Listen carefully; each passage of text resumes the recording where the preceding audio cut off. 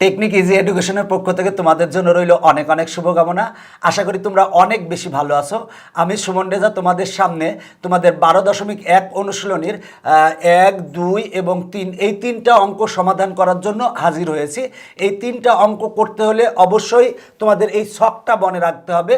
তো ছকটা যদি মনে রাখতে পারো তাহলে এই অঙ্কগুলো তোমাদের জন্য সহজ, এবং এমসিকিউতে বিশেষ করে এই অধ্যায় থেকে প্রতি বছরই পরীক্ষায় আসে।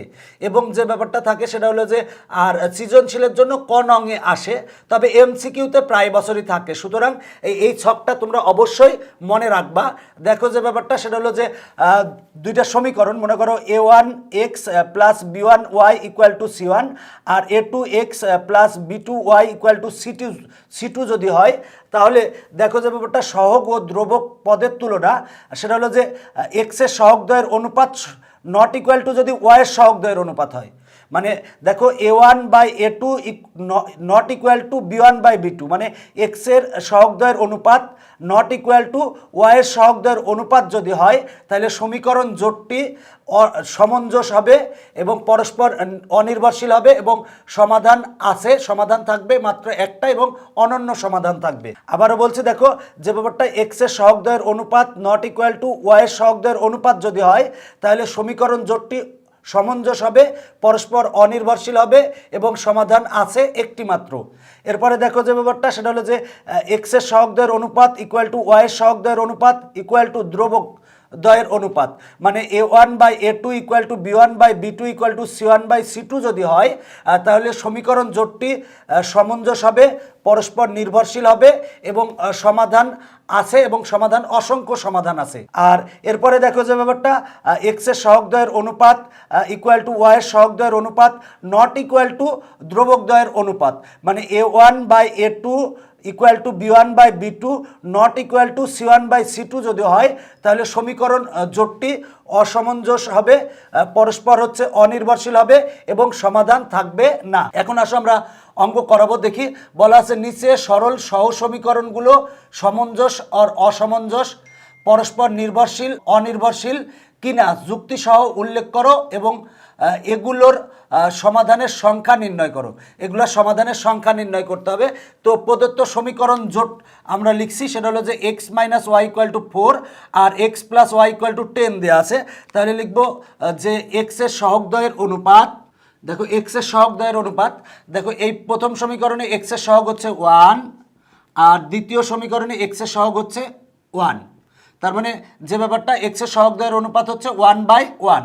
এরপরে আমরা লিখবো যে অতএব ওয়াইয়ের সহগদ্বয়ের অনুপাত সমান, প্রথম সমীকরণে ওয়াইয়ের সহগ হচ্ছে -1 আর দ্বিতীয় সমীকরণে ওয়াইয়ের সহগ হচ্ছে +1।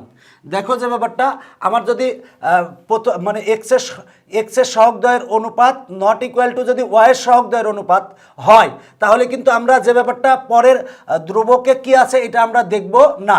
ধ্রুবকে যেটাই থাক আমরা দেখব না। যে এক্সের সহগদ্বয়ের অনুপাত নট ইকুয়াল টু যদি ওয়াইয়ের সহগদ্বয়ের অনুপাত হয়, তাহলে আমার ধ্রুবকে কি আছে এটা আমার দেখার কোনো দরকার নাই। তাহলে দেখো যে ব্যাপারটা এক্সের সহগদ্বয়ের অনুপাত 1/1 আর ওয়াইয়ের সহগদ্বয়ের অনুপাত -1/1, মানে দুইটা এক না। দেখো এক্সের সহগদ্বয়ের অনুপাত নট ইকুয়াল টু ওয়াইয়ের সহগদ্বয়ের অনুপাত, তাহলে লিখবো আমরা পাই হচ্ছে এক্সের সহগদ্বয়ের অনুপাত মানে 1/1 আর নট ইকুয়াল টু -1/1। তার মানে দেখো যে ব্যাপারটা যদি এক্সের সহগদ্বয়ের অনুপাত নট ইকুয়াল টু ওয়াইয়ের সহগদ্বয়ের অনুপাত হয়, তাহলে লিখবো অতএব সমীকরণ জোটটি সমঞ্জস ও পরস্পর অনির্ভরশীল। দেখো যে ব্যাপারটা সেটা হলো যে এক্সের সহগদ্বয়ের অনুপাত নট ইকুয়াল টু ওয়াইয়ের সহগদ্বয়ের অনুপাত, তাহলে আমরা লিখব সমীকরণ জোটটি সমঞ্জস ও পরস্পর অনির্ভরশীল এবং সমীকরণ জোটটির একটি মাত্র সমাধান আছে। দেখো যে ব্যাপারটা সেটা হলো যে এই অঙ্কটা একেবারে সহজ অঙ্ক। আমরা প্রথমে এক্সের সহগদ্বয়ের অনুপাত বের করছি, এরপরে ওয়াইয়ের সহগদ্বয়ের অনুপাত বের করছি।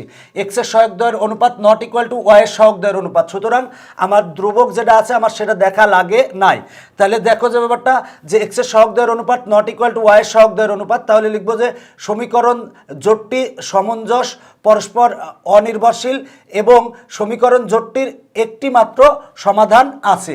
এটাই হচ্ছে আমার অ্যান্সার। এখন আমরা এই অঙ্কটা সমাধান করাবো। প্রদত্ত সমীকরণ জোট লিখছি, এবার লিখবো এক্সের সহগদ্বয়ের অনুপাত সমান দেখো এক্সের প্রথম সমীকরণের সহগ হচ্ছে 2 আর দ্বিতীয় সমীকরণের সহগ হচ্ছে 4, তাহলে কাটাকাটি করলে আসে 1/2। এরপর লিখবো ওয়াইয়ের সহগদ্বয়ের অনুপাত সমান দেখো এখানে প্রথম সমীকরণে ওয়াইয়ের সহগ হচ্ছে 1 আর দ্বিতীয় সমীকরণে ওয়াইয়ের সহগ হচ্ছে 2। এবার ধ্রুবক পদদ্বয়ের অনুপাত সমান দেখো প্রথম সমীকরণের ধ্রুবক হচ্ছে 3 আর দ্বিতীয় সমীকরণের ধ্রুবক হচ্ছে 6, কাটাকাটি করলে আসে 1/2। আমরা পাই এক্সের সহগদ্বয়ের অনুপাত হচ্ছে 1/2 ইকুয়াল টু ওয়াইয়ের সহগদ্বয়ের অনুপাত হচ্ছে 1/2 ইকুয়াল টু ধ্রুবক পদদ্বয়ের অনুপাত হচ্ছে 1/2। তার মানে দেখো যে ব্যাপারটা এক্সের সহগদ্বয়ের অনুপাত ইকুয়াল টু ওয়াইয়ের সহগদ্বয়ের অনুপাত ইকুয়াল টু ধ্রুবক পদদ্বয়ের অনুপাত যদি সমান হয় তাহলে লিখবো যে সমীকরণ জোটটি সমঞ্জস এবং পরস্পর নির্ভরশীল। সমীকরণ জোটটিতে অসংখ্য সমাধান আছে। দেখো যে ব্যাপারটা দুইটা সমীকরণ দেওয়া ছিল, তো এই সমীকরণ জোটের আমরা এক্সের সহগদ্বয়ের অনুপাত বের করেছি 1/2 এসেছে, ওয়াইয়ের সহগদ্বয়ের অনুপাত বের করেছি 1/2 এসেছে, ধ্রুবক পদদ্বয়ের অনুপাত বের করেছি 1/2 এসেছে। তাহলে এক্সের সহগদ্বয়ের অনুপাত সমান ওয়াইয়ের সহগদ্বয়ের অনুপাত সমান ধ্রুবক পদদ্বয়ের অনুপাত, মানে তিনটা অনুপাতই সমান এসেছে। যেহেতু তিনটা অনুপাতই সমান এসেছে তাহলে লিখবো যে সমীকরণ জোটটি সমঞ্জস ও পরস্পর নির্ভরশীল এবং সমীকরণ জোটটিতে অসংখ্য সমাধান আছে। এখন আমরা এই অঙ্কটা সমাধান করাবো। বলা আছে x minus y minus 4 equal to 0, 4টা মাইনাস পক্ষান্তর করলে হবে প্লাস, তার মানে x minus y equal to 4 আর 3x minus 3y minus 10 equal to 0, minus 10টা পক্ষান্তর করলে হবে প্লাস। তাহলে প্রদত্ত সমীকরণ জোট লিখছি। এখন লিখবো যে এক্সের সহগদ্বয়ের অনুপাত সমান দেখো প্রথম সমীকরণে এক্সের সহগ হচ্ছে 1 আর দ্বিতীয় সমীকরণে এক্সের সহগ হচ্ছে 3। এরপরে আমরা লিখবো ওয়াইয়ের সহগদ্বয়ের অনুপাত সমান দেখো এখানে ওয়াইয়ের সহগ হচ্ছে প্রথম সমীকরণে ওয়াইয়ের সহগ হচ্ছে -1 আর দ্বিতীয় সমীকরণে ওয়াইয়ের সহগ হচ্ছে -3। তাহলে মাইনাস আর মাইনাস কাটা যায়, থাকে 1/3। দেখো এক্সের সহগদ্বয়ের অনুপাত 1/3, ওয়াইয়ের সহগদ্বয়ের অনুপাত 1/3। যদি দুইটা সমান না আসতো তাহলে কিন্তু আমরা ধ্রুবক দ্বয়ের সহগদ্বয়ের অনুপাত আমরা কিন্তু বিবেচনা করতাম না, কিন্তু এখন যেহেতু দুইটা সমান আসছে তাহলে লিখবো অতএব ধ্রুবক পদদ্বয়ের অনুপাত সমান দেখো প্রথম সমীকরণের ধ্রুবক হচ্ছে 4 আর দ্বিতীয় সমীকরণের ধ্রুবক হচ্ছে 10। আমরা যদি 2 দিয়ে কাটাকাটি করি তাহলে 2/5 আসে। আমরা পাই এই এক্সের সহগদ্বয়ের অনুপাত হচ্ছে 1/3 ইকুয়াল টু ওয়াইয়ের সহগদ্বয়ের অনুপাত ইকুয়াল টু 1/3 আর ধ্রুবক পদদ্বয়ের অনুপাত কিন্তু এই দুইটা সমান না, তাহলে লিখবো নট ইকুয়াল 2/5। তার মানে দেখো এক্সের এবং ওয়াইয়ের সহগদ্বয়ের অনুপাত সমান কিন্তু ধ্রুবক পদদ্বয়ের অনুপাত সমান না, তাহলে আমার এটা হবে 3 নম্বর, মানে এক্সের পদদ্বয়ের অনুপাত সমান ওয়াইয়ের পদদ্বয়ের অনুপাত সমান কিন্তু ধ্রুবক পদদ্বয়ের অনুপাত সমান নয়।